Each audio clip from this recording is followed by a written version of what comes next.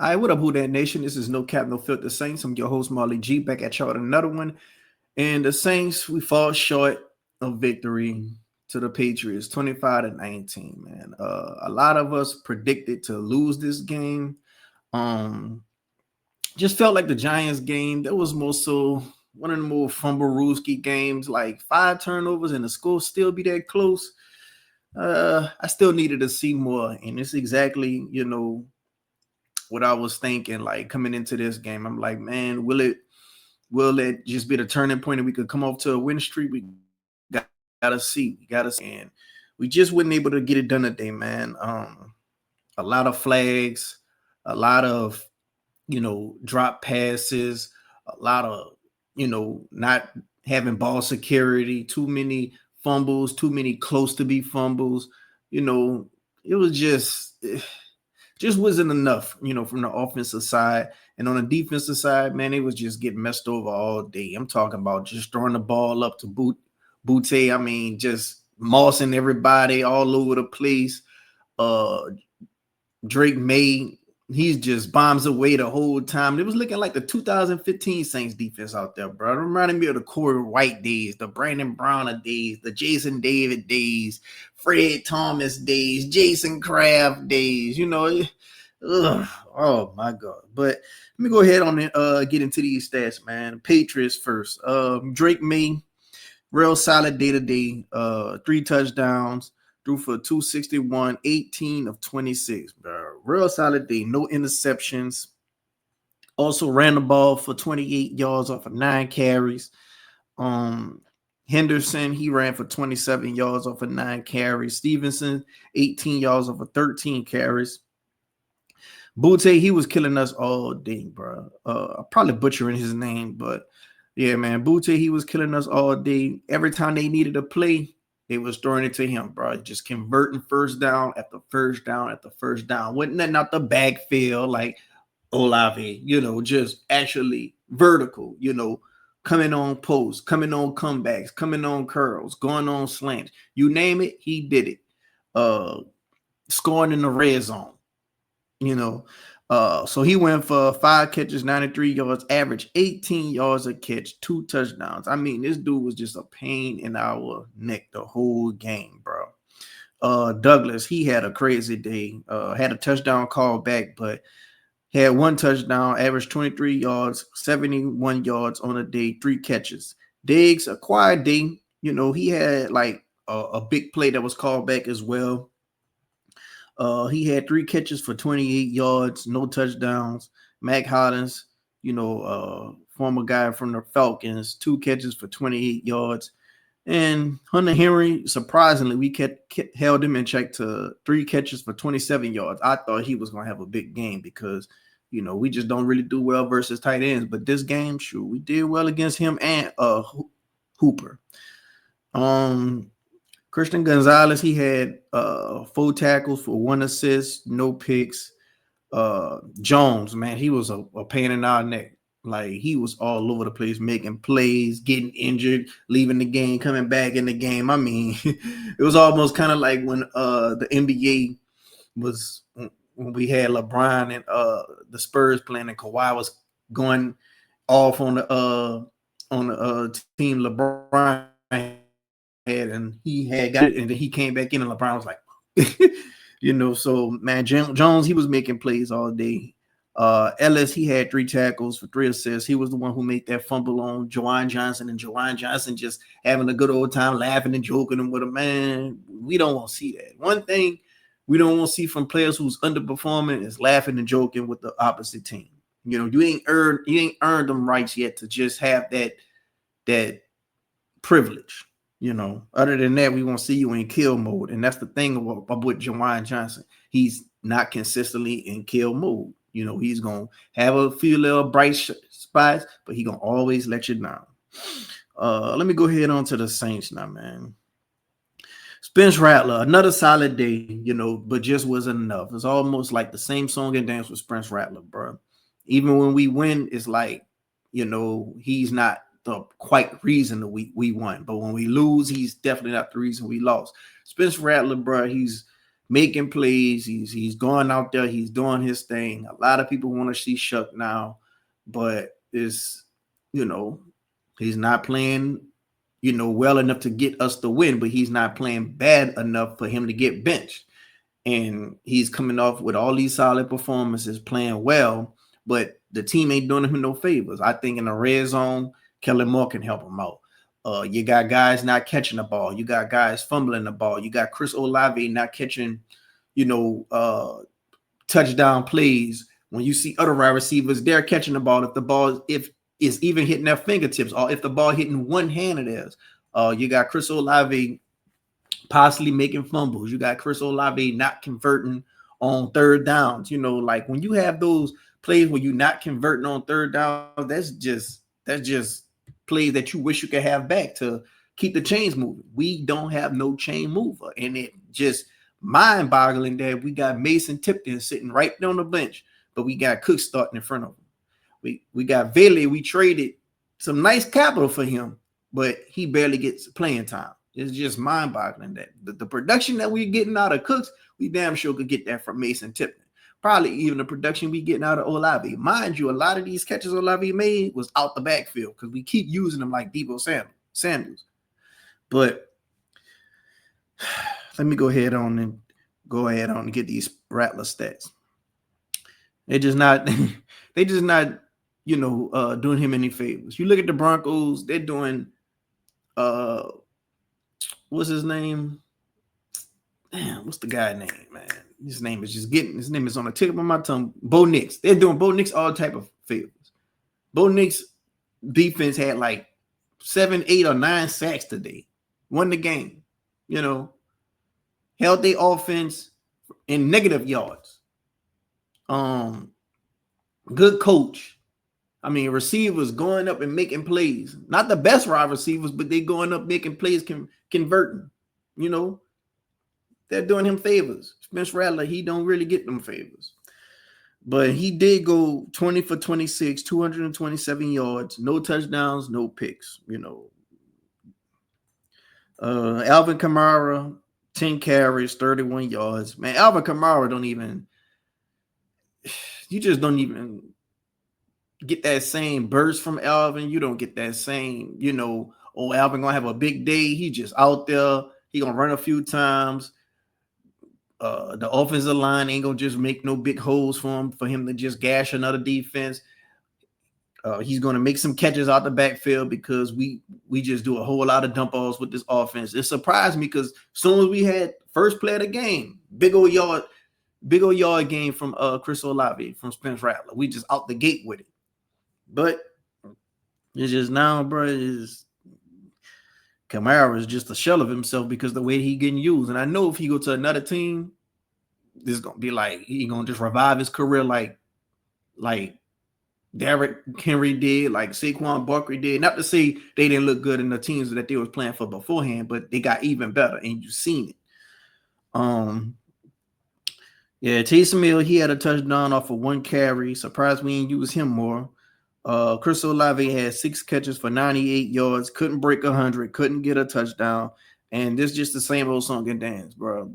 Chris Olave is just not a number 1 receiver. Like, we've been saying this for years. A lot of people, was having a gripe with that, but it is what it is. I think if Chris Olave go to another team, he would produce more. But I still don't think he will be a number 1 receiver for that team. I think he could be like a Devontae Smith to A.J. Brown, Like, it'll be good if he had a running mate. Like, if he had a better head coach, better scheme, better quarterback, of course he'll do better. But at the same time, a number 1 receiver, we'll put up those, I ain't gonna say those same type of production, but he will put up production to the point where it's like, any given Sunday, he could go for over 100, maybe 2 touchdowns. He's going to catch everything damn near in his vicinity. He's going to have a high catch radius. Andre Johnson did it plenty of times. DeAndre Hopkins did it plenty of times with the Texans with all the quarterback carousels. Sometimes when you just the number 1 wide receiver, it's not going to matter. You just got to get the ball to them. That's it. Chase Young doing it. I mean, not Chase Young, Jamar Chase doing it. Now, Jamar Chase, Andre Johnson, DeAndre Hopkins. I think these guys are just on a different level than of Chris Olave. But nevertheless, if you're a number one, you're a number one. Alvin Kamara, 5 catches for 45 yards. That's all Kamara is doing now, bro. He just catching the ball out the backfield, getting it, being that little safety net, and just gaining some yards sometimes. Rashid Shaheed, 4 catches for 28 yards. No bombs to Shaheed this game, I don't believe.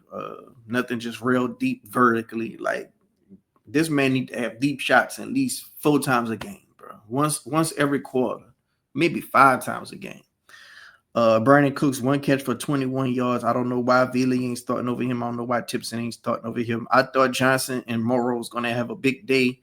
The Patriots, they haven't been doing good versus tight ends, but just like their tight ends but our tight ends was kept in check all day today too. Really not much of nothing from neither team's tight ends. Pete Werner, he had a sack today, 5 tackles. It looked like he was going to be benched for Stutzman, but he came right back on there. As soon as he came back on there, he made a sack. Alante Taylor, 5 tackles, no interceptions. Kool-Aid McKinstry, 4 tackles, was getting done up. Like that Giants game, man, he was just so happy in the right place, the right time. A lot of those passes. I just don't feel like he's a lockdown corner. Maybe it's too early to tell for him because he's still young in his career. But from what I'm seeing, I just don't think he's a lockdown corner. Sometimes when it comes to lockdown corners, you're gonna know kind of right away if they got it or not.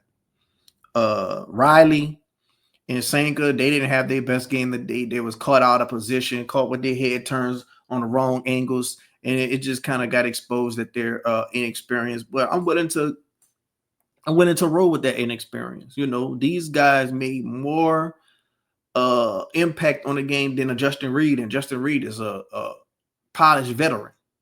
I'm almost to the point where I don't even want Justin Reed starting. Just go ahead on and put Howden in over him because he's not making no impact on the game whatsoever. But you got Sanker, he had 4 tackles. Gacho had 4 tackles. No, 4 assists with 3 tackles. Bullard, he had 3 tackles. I think Bullard played a nice game. He was kind of letting his presence be known out there in them trenches. DeMario, man, not a good day for DeMario. DeMario was getting pancaked and everything, bro. DeMario Davis only had 2 tackles for one assist. Brian Brzee, 2 tackles for 3 assists. Justin Reed, no impact at all. 1 tackle for 2 assists. I mean, Justin, bro. This dude giving me what that boy name was we had signed? Jerry's Bird vibes, man. Granderson. See, Granderson ain't being consistent enough for me, bro. No tackles for 1 assist. Like he just kept on going past Drake May, in containment, and just wasn't enough, bro. Chase Young. I'm kind of over Chase Young, but like Chase Young, he's just not consistent enough for me.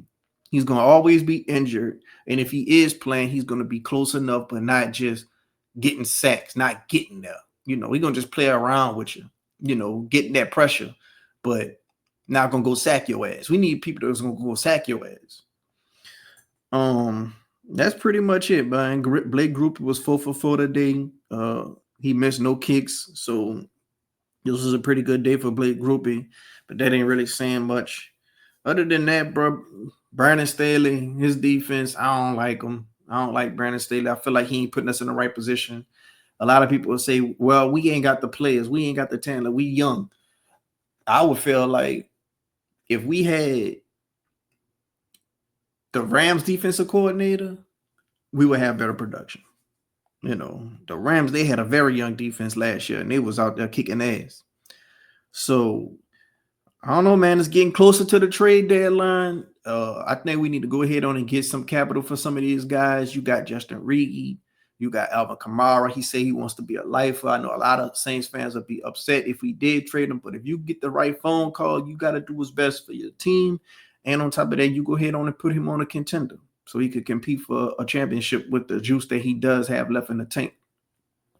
You got Shaheed. I think a lot of teams would like Shaheed for some good capital. You got Chris Olave. I think a lot of teams would like Chris Olave for some good capital. Other than that, I don't really think you're going to get nothing for a lot of these other older players like DeMario and Cam, you ain't really going too much get much of nothing for these guys unless a team just really have a middle linebacker go down that they desperately need. Like I think Fred Warner had an injury today for San Francisco. They probably be willing enough to give up something for a DeMario, So you got to worry about stuff like that. Next week we play the Bears. Dennis Allen. I'm pretty much safe to say that Juwan Johnson's gonna have a big day. Spencer Rattler gonna have about 70 yards rushing. Kendra Miller, he might run for a buck. So we gotta be on the lookout for that Dennis Allen game. Caleb Williams versus Spencer Rattler. That's gonna be something to see with all type of narratives with that. It's gonna be a road game, I believe. So we gotta go up north to the Midwest in Chicago. If we play these guys and lose, and Spencer Rattler still play well, is it gonna be time to Benjamin put in shut? At some point, we'll be 1-6. At some point, do you see what you got in your 40th overall pick? Because they got a lot of quarterbacks coming out. You want to see if you could have something with Shuck, and maybe you could flip Spencer Rattler, get some more draft capital. If Shuck do ball out the rest of the season, you ain't gotta go quarterback. You could go edge rusher. You could go Caleb Downs. It's a lot of different things you could do to help the team out. You could go playmaker with a wide receiver, tight end. You got to really just figure out what you're gonna do with team building, and you got to do good with self-scouting. So it's really gonna be interesting, man. It's really gonna be interesting after this Bears game, because something's got to give. It's only so much. There's only so much you could be waiting, bro. Like we can't just be losing with the 40th pick, right there, and Spencer Rattler is playing well. Now I can see if he going out there 3 touchdowns every game, throwing for 250, one interception maybe, sometimes no interceptions, and we still losing because the defense just giving up 35, 40 every game. I can see that. If he was putting up them Drew Brees type of stats from 2015, I can see that. But just playing well, not really executing the red zone, which is not all his fault. But at the end of the day, they're going to look at these stats. They're going to look at the stats. They're going to say he's not doing good in the red zone. Yeah, you ain't throwing a lot of picks, but you ain't making a lot of touchdowns. How many times you putting 6 on the board? They're going to go back to the numbers, and everything comes back to the numbers, whether it's fair or not. So I want to know what y'all guys think. Who y'all be willing to trade? When do you think it'll be time to put in Shuck? And what you thought about this game right here? Like, are y'all off the Senka hype train? Are y'all off the Riley hype train after one game that was just kind of like not so much of a good game? Or y'all gonna give them grace? Let me know what y'all think down in the comment section below. Until next time, I'll see y'all. Who dat?